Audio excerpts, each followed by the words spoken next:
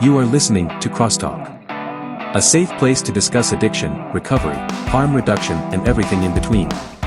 Support for this podcast comes from the Kentucky Opioid Response Effort and Advocates of Recovery. Content and production by the team at Turning Point Recovery Community Center. Now, buckle up and get ready for the show. This week's episode will be better watched than listened to. You can find our episodes on YouTube, and stay grateful. Welcome everyone to CrossTalk Recovery, the recovery podcast that supports all forms of recovery. I'm Matt Lewis, and I'm here with Nathan Brockett. It's Sam Peterson. Welcome, guys, live here at the Recovery Walk 2024. The third annual. Yeah, man. Was in green, now we're in blue. Yeah, That's right. That's right. Yeah. No, it's nice Slowly turning to blue. Sitting out the sun too long. Yeah, Nathan, tell us about your outfit, man. I'm wearing it. We know when you work for the place I work for, your hair turns gray almost overnight. It's like being president. Just kidding. No. So, allow this to show you that we have fun in recovery. This is not really what I look like. I'm dressed That's up. right. It's like 87, 89 degrees out here, and I'm in a starched jacket.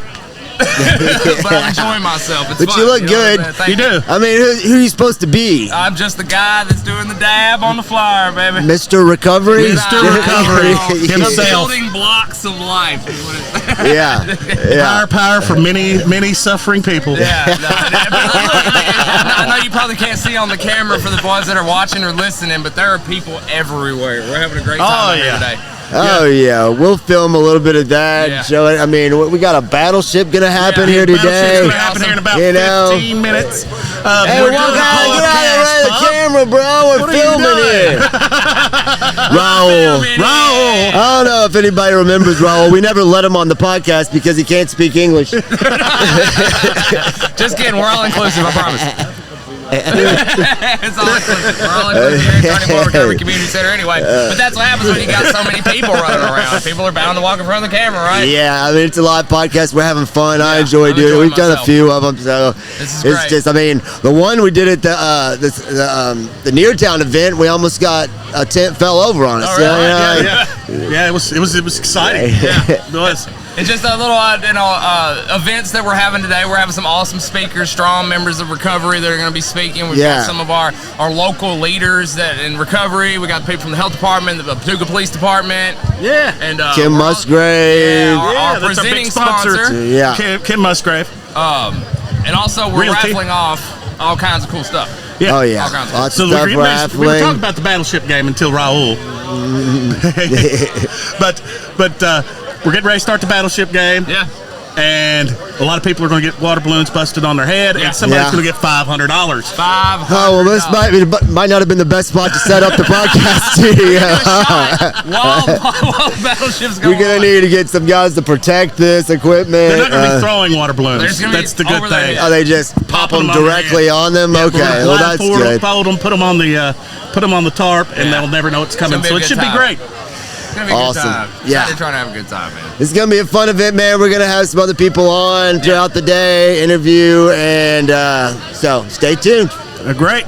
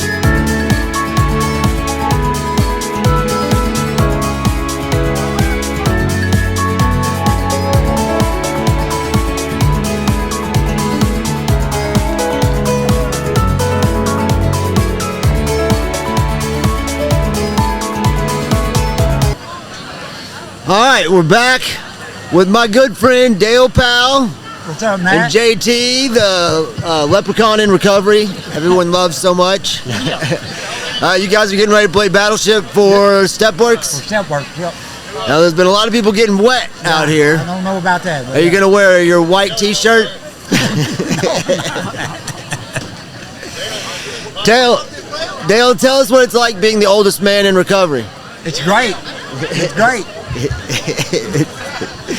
It's great. That's all you got? Well, it's great. I love my recovery life. You show to everyone that it's never too late. He's always dinosaurs. Yeah. Dale's so old he just fell off his dinosaur and broke his wooden underwear. Yeah. Look, Pappy, what was that? Yeah. The second oldest guy in recovery over here. JT, you having a good day? Pretty good, just walking around acting busy. Oh, I know. Speaking to the microphone. Oh, you can't hear me? I don't know. Where'd you get that hat? I bought it at Dick's Sporting Goods. Oh, yeah. Well, you're going to have you guys on to promote that later on the next podcast. But what kind of giveaways does Stepworks bring today? We got ink pens, lanyards, Lanyards. reading material, Yeah. Ink pens. ink pen, nice ink pens. Wow. Yeah. Well, it looks like you're getting ready to get wet, so we'll let you go. But thanks for finally coming on. One day you'll have to come on and tell us your story. I will. Yeah, we'll set that up. As long as you don't wear that hat. I gotta wear that. Got wear a UK hat. I'll wear that too. No, you can't wear that hat either. Yeah, we're diehard UK fans down there. Are we done? I gotta go play Battleship. Go get wet.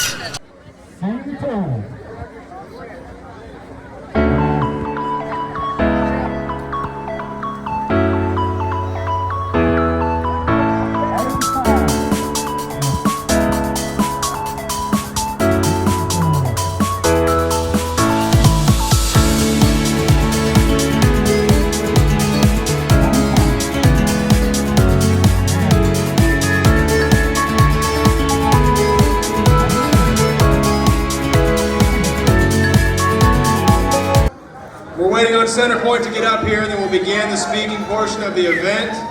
What do you guys think about that life-size battleship? Right.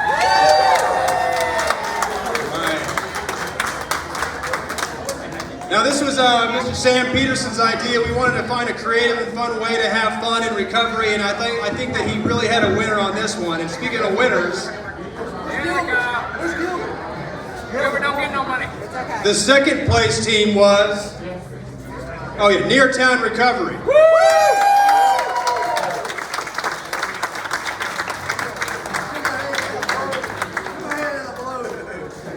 And the first place team was Center Point Recovery Center for Men.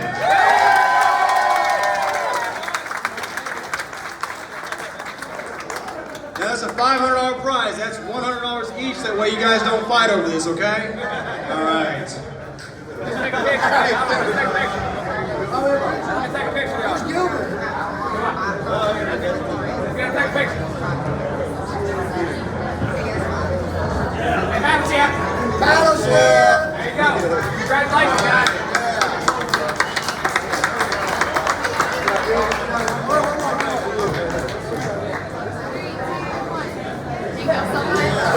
Here's the celebrities for today. We're signing on, man. Hey, give that to Gilbert. I don't know what he's doing. All right, folks, are you ready?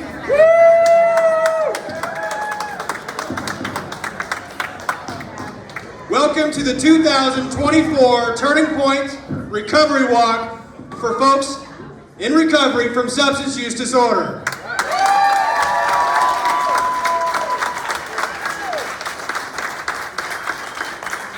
My name is Brandon Fitch. I'm the director of Turning Point Recovery Community Center and the proud co-worker of this entire team from Turning Point. Give them a hand for all the work they put in.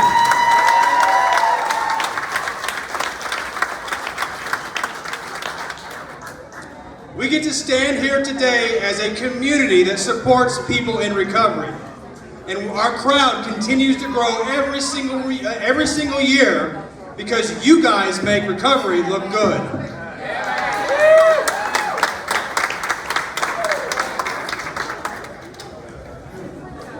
Today, let's talk about the incredible power of a comeback story.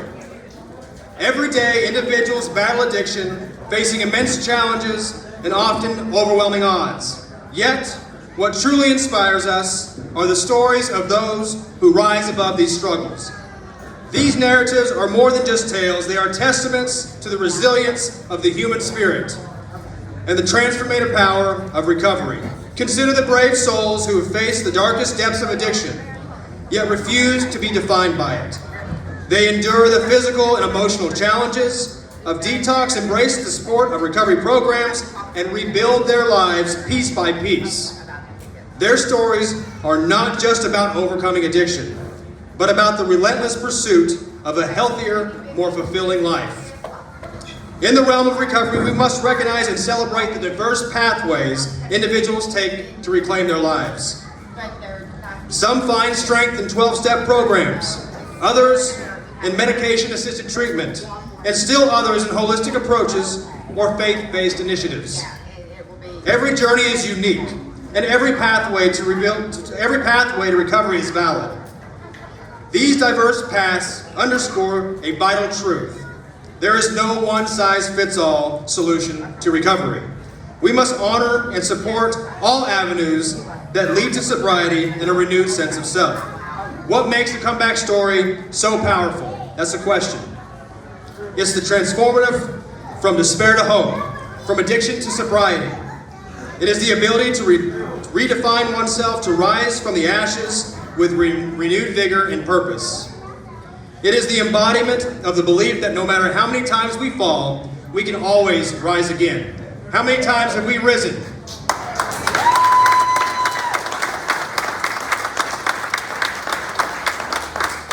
Comeback stories serve as a beacon of hope to those still struggling. In our communities, we must foster an environment that supports all pathways to recovery. We must encourage those on their journey, celebrate their milestones, and stand by them during their setbacks. Each individual's recovery journey is a powerful testament to the strength and potential within us all. By supporting diverse pathways, we strengthen our communities. We offer hope to those who may feel hopeless. Let us never underestimate the power of a comeback story. It serves as a reminder that resilience and tenacity can conquer even the most formidable obstacles.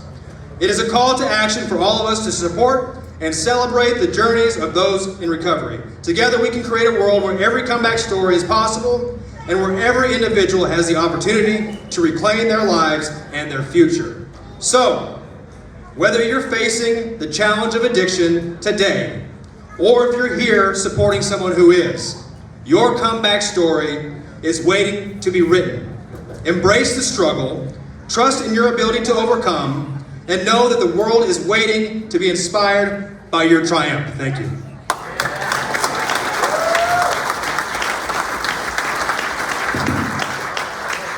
And thanks again to all of our volunteers that helped us out on this beautiful overcast day. All right.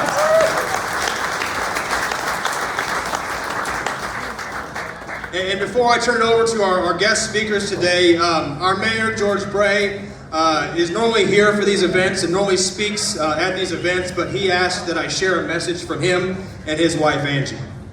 The message from the mayor says, Angie and I have been touched by the family challenges surrounding addiction and have witnessed firsthand the struggles that many of you have been through or continue to go through.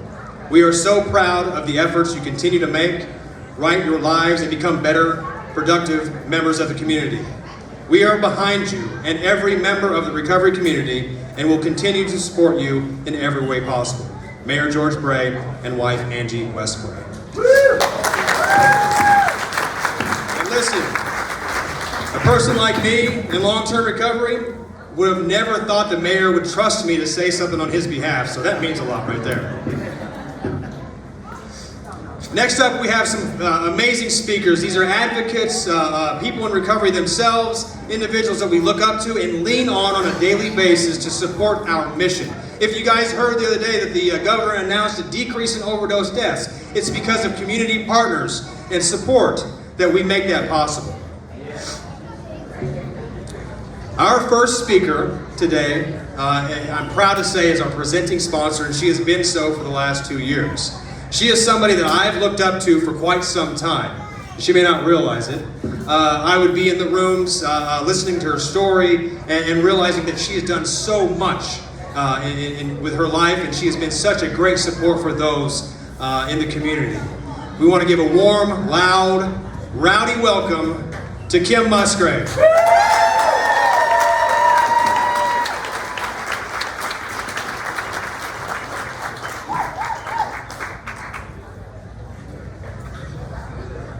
My childhood started out like a lot of yours.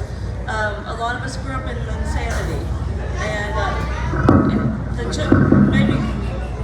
maybe a lot of us grew up in generational kind of insanity. I grew up in a family of drug addicts and alcoholics. We moved around from house to house all the time, the doors getting kicked down by the police officers. Between 3 and 4, I was sexually abused, and that's just the way my childhood was. Finally, I ended up in a family that was a religious family that took in troubled teenagers, and I was troubled. I was such a mean kid. I remember going to a party one time, and there was a girl, and I thought her boyfriend was attractive, and I poured a beer on top of her head. I didn't know the girl. I was just that mean. And this foster family took me in, and that's when my life got a lot worse. I was tortured that time that I lived in that family, and I turned to cocaine. That was my drug, and that was my solution to the problem. My father my dad was in and out of jail and prison. Most of the men in my family were in and out of jail and prison. I do know the police are the good guys today. It did take me a long time to figure that out. But my dad had killed a little boy in a car wreck, and I carried all that pain with me. But there was someone in the rooms that forgave themselves for killing someone in a car wreck, and that allowed me to forgive myself. And what's so cool about recovery is as I recover and as you recover, it helps heal each other. And that's what's happened for me is, I like who I am today. I was in high school when I had the drug problem, and one of the girls said I could sleep with that guy and get us some drugs. And in that moment, even though I didn't believe in God, that was the moment that changed my life. And I decided I was going to end up, I was getting ready to go down the wrong path. And I become what's called a dry drunk. And if anybody doesn't know what that is, it's just a miserable human. It's just someone that doesn't have the alcohol and drugs to numb themselves. They don't know how to live, and they think exactly like an alcoholic and addict. And I was addicted to pretty much everything as a dry drunk. And I would sit in Florida, and I would sit in California, and I was so unhappy. And I'm like, what is wrong with me? And I was always on a plane going to where the therapist was going because I was trying to get better. But I probably got 1 year of recovery every 10 years. My recovery was just really slow on my own. Luckily, in the rooms of recovery, my progress has been great, and I'm just so grateful that most of the time I get to be joyful. I met a guy in the rooms that had long-term recovery, and I also had a sponsor. And the guy that I started dating, his name was David, he would always say there's no bear chasing you. And he would say this over and over and over. And my sponsor would say, you can't possibly know that. Because I was always fearful of everything, and I always had this impending doom. Like all these bad things were going to happen. And I realized now that was just trauma. And, if I look back, like what, I carried that trauma of the guy that helped raise me for many, many years. Like he was in my head. That's what I did wrong. I should have let go of it. Luckily, nothing, maybe in the last 90 days I'm still recovering from, but there's nothing from my past that I'm recovering from, anything like that. And I've forgiven myself for all the things that I've done too, because I really didn't know how much I hurt people. And so, luckily in recovery, I see so many people that will not be able to forgive themselves and go back out because they stole $82 from their boss 20 years ago. It's so important that we forgive ourselves. It's really important that we forgive everyone else too, because if we don't, then we're just going to keep projecting that pain onto others. I think, like being in long-term recovery, like Brandon said, is now we get to define what our past was, and we get to stand in the present, and we get to stand in the now and decide what that was about. And I've decided that, I'm a badass, and I've decided that I get to help a lot of people. And I think it's really important that if you get this amazing life that so many of us are living, that we all help other people, because that's really what it's about, is just to keep giving. This journey has been so interesting, and I still mess up. It's just being human. And I will spend hours and hours looking at my actions and trying to figure out how I can do better next time. And, trying to figure out other people too, because now that I'm in a leadership position, I'm not only learning about myself, but I've got to learn about other people and what they're thinking. I own 2 companies. And, I remember an aunt telling me I would end up in prison or welfare. And my life has ended up, I'm grateful that my aunt said that. I'm grateful for my past. My aunt saying I was going to end up in prison, that really motivated me to show her that I wasn't going to end up in prison, that I was going to have a successful life. I'm really grateful for the people in the rooms that have done the work, that have helped me, and I'm very grateful that I get to help other people. Thank you.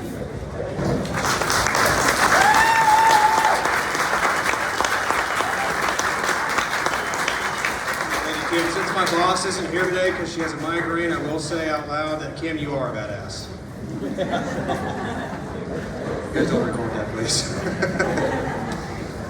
All right, thank you so much, Kim. Those stories are so powerful, and you'll have to mind me. We had a lot of caffeine today. It's a very exciting day for us, so if I stutter a little bit, my apologies. Next up is one of our strongest partners that we have out there. And I say that because everybody up here is speaking, and everybody that's been here is an extremely strong partner, but we get to work with the Purchase District Health Department on a daily basis, almost, to really fight this disease and get out there and hit the streets and find creative and innovative ways to approach people and support those many pathways. So it's my pleasure to properly pronounce her last name this time, Caitlin Krolikowski.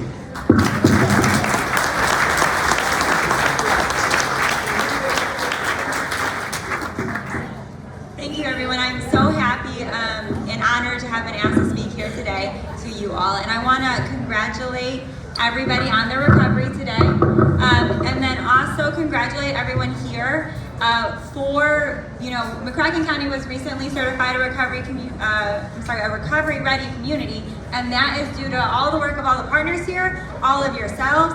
So we have a certification that we worked very hard for that would not be possible without the teamwork that goes into our community. And besides and sorry, I forgot to take my allergy pill this morning, so I sound awful. But I'm not sick, so don't be scared. As well as I wanted to congratulate everyone here for the decrease in fatal overdoses in the state of Kentucky. Every person here has contributed to the fact that our fatal overdoses in the state has went down. It went down almost 10% this last year. So that is something to be proud of. But neither one of those things means our work is done. So we are certified recovery ready, but we can still do better. We should continue to try to do better, and even though our fatal overdoses went down, our calls for suspected overdoses through like EMS and law enforcement actually went up across our entire region last year, 75% across 8 counties. That is significant. That is a huge increase, and that has a couple different reasons. I think that we like to say part of the reason is that more people are calling the police. That is a success. More people feel confident to call the police in an overdose situation. Those overdoses, even though the fatals went down, we're still seeing that because we see more fentanyl, we see more illicit drugs mixed in that can cause overdoses more readily. But those people did survive. They were revived with Narcan. Naloxone is important. Our work is not done with getting naloxone out to the community in every single way possible that we can, and we need to all continue to do so. That's pretty much a lot of just what I had to say today. I just want to thank every one of you all. You are inspiring the people around you. I see a lot of you here with your children. You're inspiring your children. You're telling them that it can be done, that you have a community. You're not alone. And for a child or for yourself or for a family member to know that you are not alone, there is a community out there that supports you, is inspiring to them. So keep on the good work. You are the reason we are here. This is for you, and it's because of you. So congratulations to yourselves. Thank you. We'll be right back. You never thought you'd be here. This was not in your plans. You knew it could always happen, but not you, right? If someone told you in the beginning that you'd live in a car, destroy your family, sleep on the street, flatline on a stretcher, or that all the bad company that handed you that first drink, smoke, pill, or needle would be nowhere to be found today, you would have said no way. But here you are, and addiction took everything. What now? Well, you weren't the only one, and it doesn't have to end here. You just have to reach out for help. There is a life on the other side of an addiction crisis. At Turning Point Recovery Center, we're here with the resources you need to start that new beginning. But Caitlin mentioned a really important thing is naloxone saves lives. It doesn't cost you anything to carry it. And we have so much of it.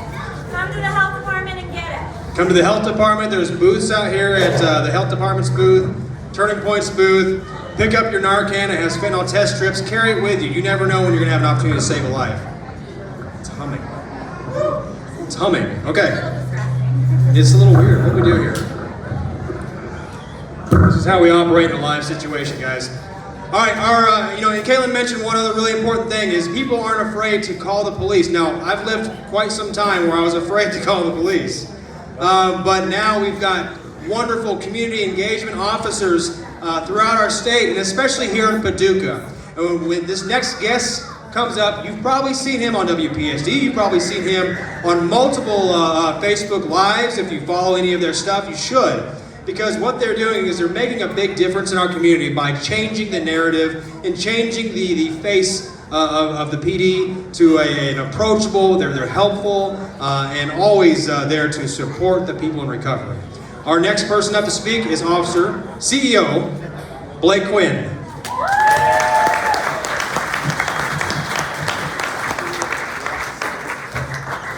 So first and foremost, I want to thank Turning Point for this exciting event. This is one of my favorite ones I go to every year. So if you guys will, give Turning Point a big round of applause.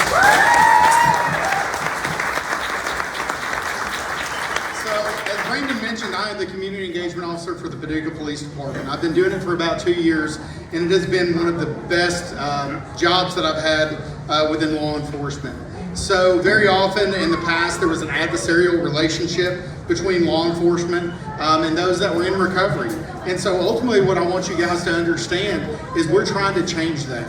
We want to become a partner for everyone that is in the recovery community. So some of the things that we do to change that narrative and to become a partner is we are a part of the McCracken County ASAP program. We're a part of the Opioid Task Force, and this year we're rolling out for the first time in the Paducah Police Department history a deflection specialist whose sole purpose is to take referrals from police officers and find resources for those in the community in need to get them the help that they deserve. So, and realistically, what I want everybody to understand coming away from this is that if you're a community partner that is working within the recovery community, we want to work with you. if you are in recovery, first off, we want to celebrate that you're in recovery. And most importantly, we want to walk with you through your recovery journey. And finally, if there's those out there who want to be in recovery and realize that now is the time to make that change, we want to walk step in step with you to get you the resources that you need so you can overcome that hurdle and make your life ultimately better. So just walking away from this, understand we want to walk hand in hand with you all as you go through this. So thank you all for the time up here, and thank you all so much for allowing me to be a part of this wonderful community.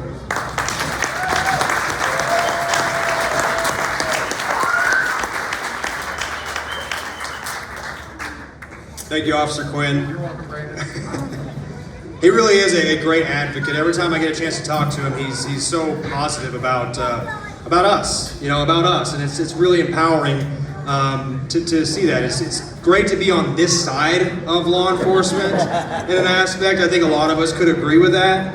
And it's amazing how many warm handshakes and attaboys or attagirls that you get when you stop breaking the law, right? It's amazing. It's a wonderful solution, and I can tell you firsthand that they're doing the work to try to better our situation and find us the resources that we need. So happy to have great partnerships like the Paducah Police, McCracken County Sheriff's Office is here too. And it's just an absolute pleasure for that. All right, our next speaker up is somebody who I also get to work with on almost a daily basis. And we do get to do a lot of outreach efforts and prevention efforts with the Four Rivers Behavioral Health Regional Prevention Center. We're on the ASAP committee together. That's why you see these tables up here. That stands for Agency for Substance Abuse Policy. And next up is the Site Administrator, Executive Director of the Regional Prevention Center, Cynthia Turner.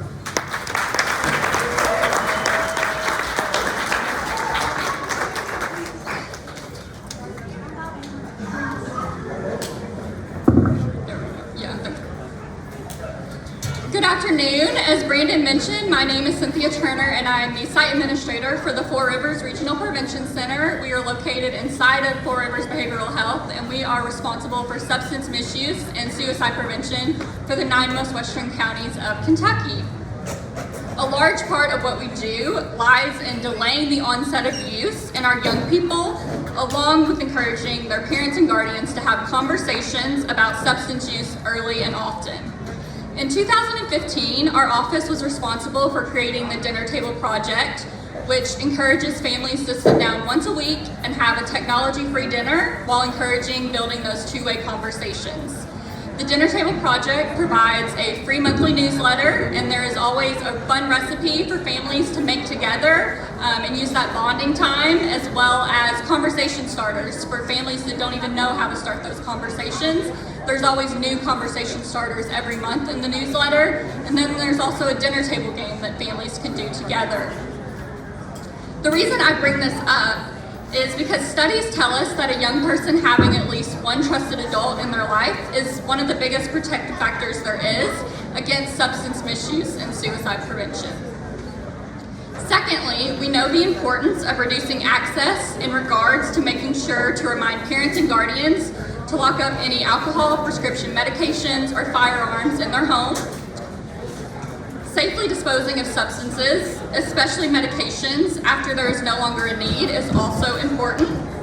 And research has actually shown that the longer we can delay that onset of use, the less likely it becomes for an adult to develop a substance use disorder later in life. Part of this is due to the effects that substance use earlier in life can have on brain development, such as the parts of the brain that are responsible for understanding consequences and making responsible decisions. In the past few years, we have also been able to do some work in breaking the stigma surrounding substance use disorders, along with promoting harm reduction efforts, along with our community partners. Our stigma reduction work educates and encourages community members to see that a substance use disorder is a brain disease and not a moral failing. Just as with any non-terminal physical disease, people can and do recover, even though it sometimes takes multiple tries and there are multiple pathways towards that recovery. When prevention, treatment, and recovery can work together, we all win. Thank you.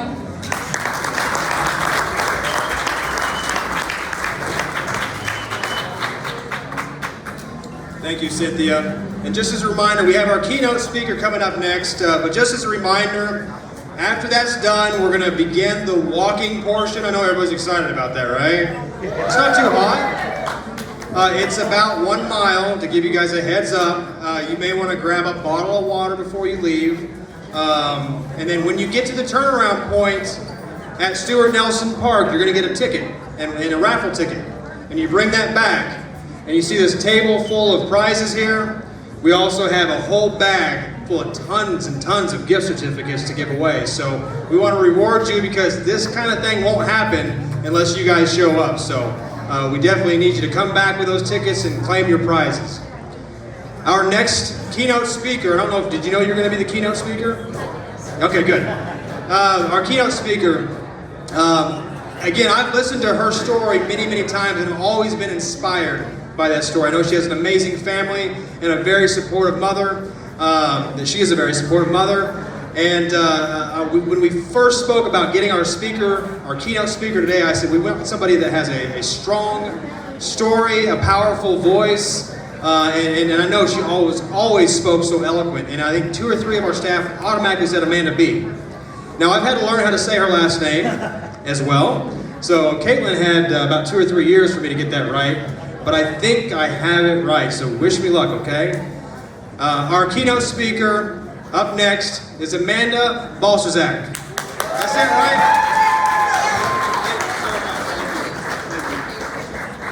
Hey everybody, my name's Amanda and I'm an alcoholic. My sobriety date is February 25th of 2016. My home group is the Ladies Courage to Change meeting at Brown Street and my sponsor is Mary P. I am so honored to be up here with this opportunity to speak.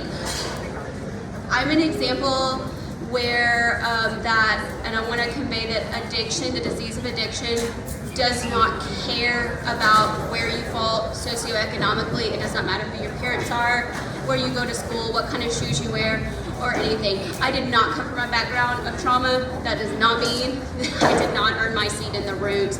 I was a late bloomer. I did not start, I didn't take my first drink until I was age 20. And, but I've been an alcoholic from the day that I started drinking. And it's taken me down some difficult places.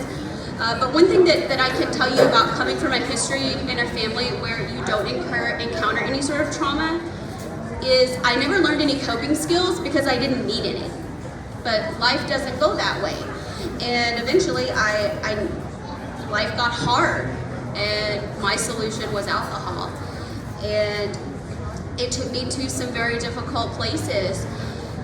And I can tell you that I would go to bed and think, it would probably be great if I just didn't wake up.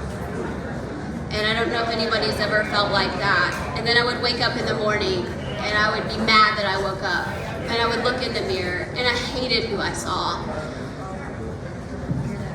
And I would say to myself, I'm not gonna drink, I'm not gonna use drugs, and I'm not gonna steal stuff today.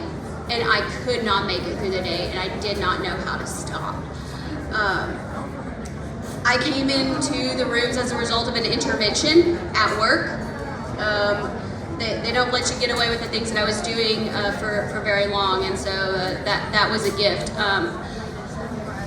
I'm also a healthcare professional by training, and so if you want to laugh with me a little bit about the irony that the healthcare professional didn't know where to go for help in recovery, yeah, we kind of make the worst patients sometimes. But I went to treatment. I did not have a positive treatment experience, but I do not let that cloud my support of the treatment community. What happened to me was an anomaly, and I value the work that the treatment centers do.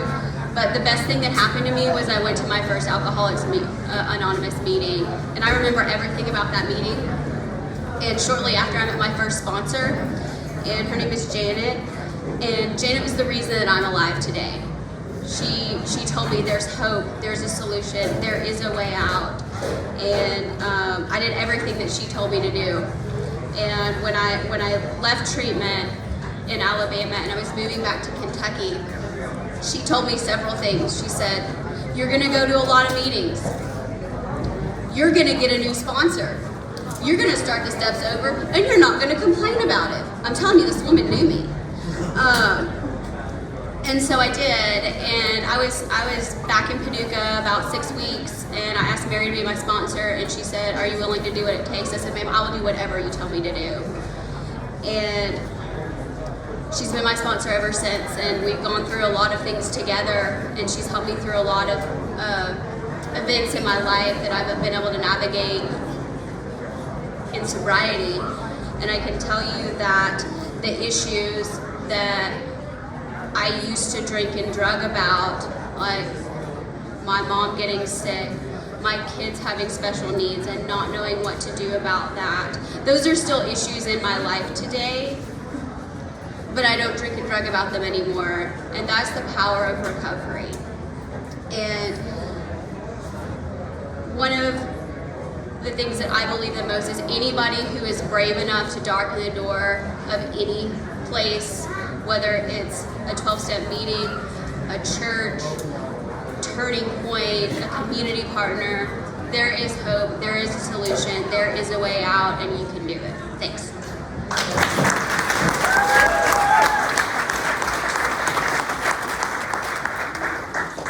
Thank you so much, Amanda, and I'm so glad I pronounced your name right, thankfully.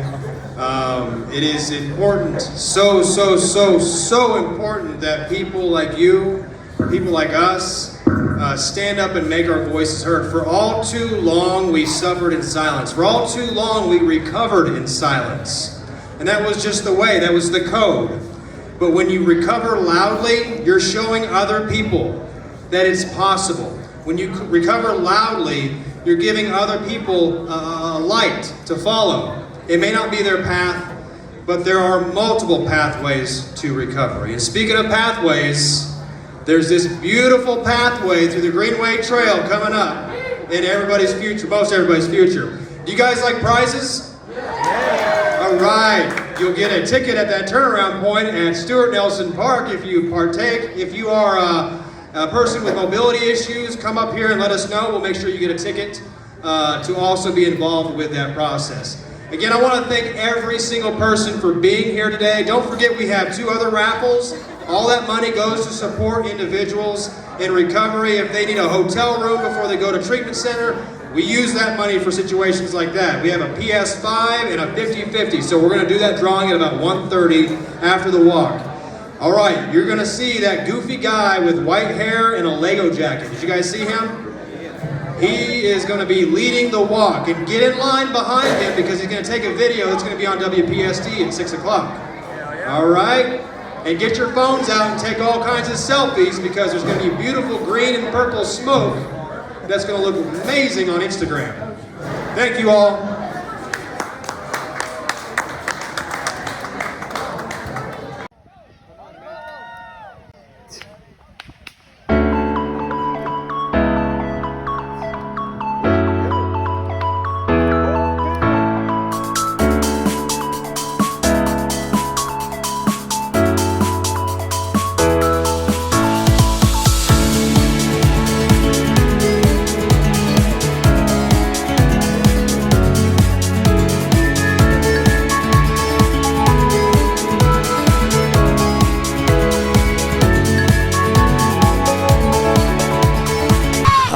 Back again here with Officer Blake Quinn. How are you doing, sir? Man, I'm great. Excited to be here today. It's such a great event, and I'm always happy to come out for it and support you guys. Ton of people here, and I've got to talk to a lot of great folks. Man, it's a great day. Yeah, it's a beautiful day. I just got back from being on the other end of the walk, handing out the tickets. Awesome. Great amount of people walked. I love seeing that. Such a strong support in this community. Mm-hmm. Yeah, and we love seeing you out here. I get to run into you all over the place, seems like. We always see Officer Quinn somewhere. Yeah, that's true. I wouldn't be a very good community engagement officer if I didn't engage the community. Yeah. Right. And he's got his own action cards. I do, yeah. That's right. We did the baseball card program last year, And so every officer at the police department got about 500 cards. And so we had a contest that the kid who collected all of the cards, whoever collected them first, got a bike. We ran into a snafu where 2 kids showed up on the same day that had collected all the cards, so we had to buy 2 bikes. Well, I mean, that's a good problem to have, I guess. It was, and and again, these cards were such a great tool because one of my big roles is to break down barriers in the community, right? Where people stop looking at us like the police and start seeing us as their police, right? And that's what's great. And I told the guys when we did the picture, the guys and girls, like, whatever you're passionate about, that's what I want on the card, because I want the community to see that you're a person. Oh yeah, that you're not just some nameless, faceless goon in a shirt. It was funny earlier because they said that because everybody on the podcast knows I'm a person in recovery, and I do have just a small criminal record. But I know Officer Quinn now because he's the community engagement officer, and I see him, and we're over there talking, and you can tell that we know each other. We're friends, and some guy hollers because you used to run from them guys, and now look at you. Yeah, he said you're lining up on the car now. And again, that's why I'm out here today, is to break down those barriers. When I first took this position, there's a ton of communities that I could have gotten involved with. And for me, the first place I wanted to start with was the folks in recovery, right? This is just not a place that we had really been before. Maybe we had dabbed our toe in it a little bit. But, for me, I wanted the folks in recovery to know that we were there with them for this journey, and we want to do what we can to support them and help them through that journey. Yeah, and you're doing a great job of letting people know that, Well, I appreciate it. It's been, I enjoy seeing you at every event I'm at, because it's not like we don't know each other now, so it's always like, oh yeah, and I always say you can't engage the community from behind your desk. So if there's a good event out there, I like to be at it. I like to be, when I took the spot, the chief said, what I want you to do is go into the community and build relationships. It's like, for my clarification, you want me to go talk to people and make friends? And he said, yeah. And I said, well, I've been training for this my whole life. But again, you guys put on this is such a great event, and to see the support for the community. I just hope that the city knows how fortunate they are to have so many organizations here to support people in recovery. Yeah, and this year was a lot more fun, I think, than the past years. We had the battleship thing, which was original, and Nathan dressed up as I don't know what he's supposed to be. He said, I'm going to dress up, and I was like, I don't understand what you are, but you look great. You got a little hair makeup in, and you got your Lego Man jacket. I mean, you look great. I think he took a picture with a few kids, so it worked out. Yeah. Because recovery, this is celebration of recovery, and this is about the lives that have been changed, and we got to be able to laugh about some of the things in our past, and we got to be able to have fun today. We have other events that are a little more somber, like the Overdose Awareness Day, but this day is just about a celebration of life, I feel like, and it was today. I agree. And again, to see so many people out here to support those that are in recovery, and so somebody asked me, they're like, did you bring anything? And not really. I had these cards in the car, and somebody asked me for them randomly, and I said, I have those, because to me, being here at this event is more than just handing out stuff. It's getting to talk to those folks in recovery and hearing their story, and I'm telling you, it motivates me even more to be a part of this community, to support those folks, right? So no matter where you are in your journey, whether you're 10 days sober or you're 10 years sober, I want to hear about it. I want to celebrate that with you. Yeah. Because that's obviously it's a struggle, and it'll always be a struggle. And again, if I can be there for you to give you some encouragement and show you that the police department's on your side, man, the police department to me is and sometimes is secondary to that, because I want folks to know I'm happy for them. All right. And if I can do it, under the guise of the police department, then I'm more than happy to do it. I'm just I'm proud of all of you. Like I said, whether you're 10 days sober or 10 years, man, I'm so proud of you.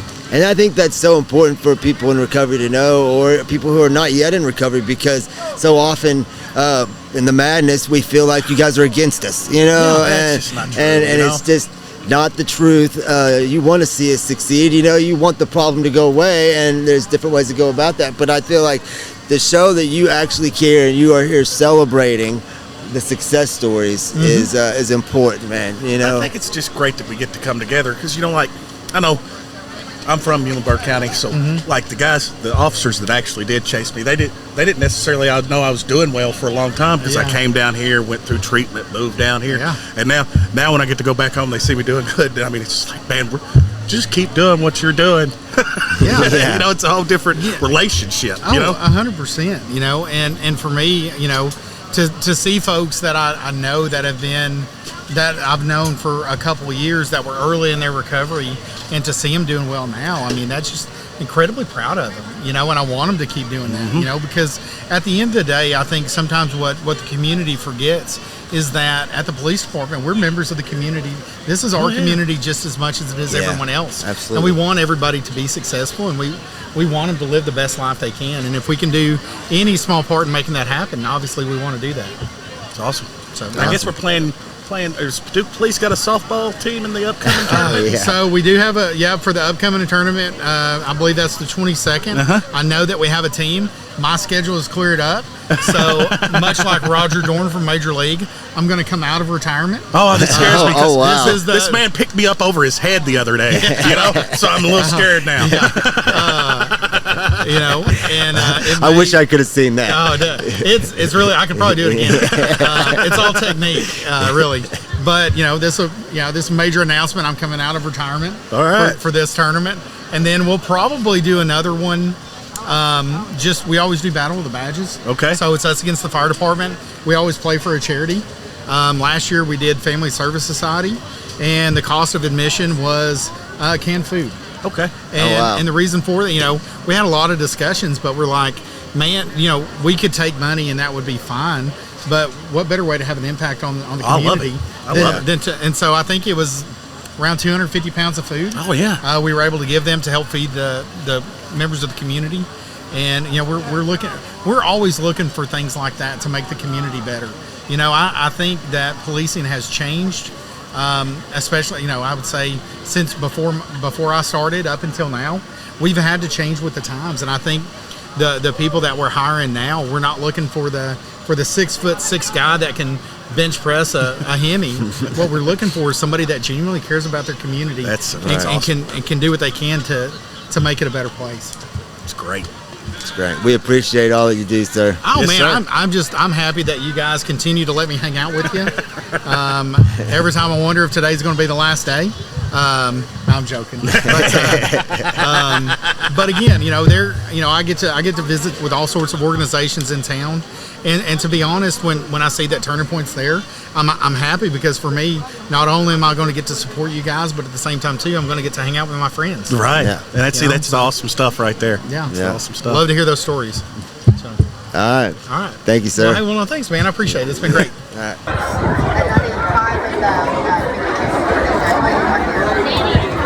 All right, folks, in about 5 minutes, we're going to start with the raffle drawing, so please get your tickets in. Do not forget, for the PlayStation 5, you can get 1 ticket for $5, 5 tickets for $20, and the 50-50 raffle is also $5 for 1 ticket, 5 tickets for $20.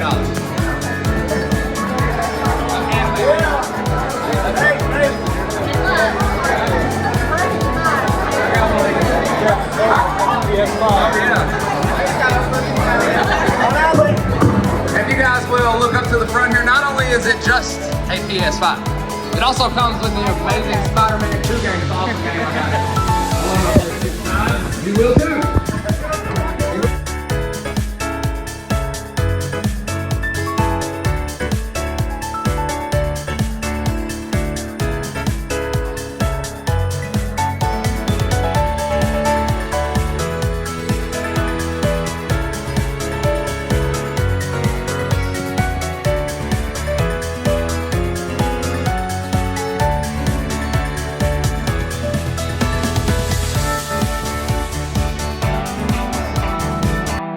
If you or someone you know is struggling with addiction or in recovery and needs guidance, speak with Turning Point's team of peer support specialists by calling 270-444-3621. You are not alone, and we are proof that recovery is possible.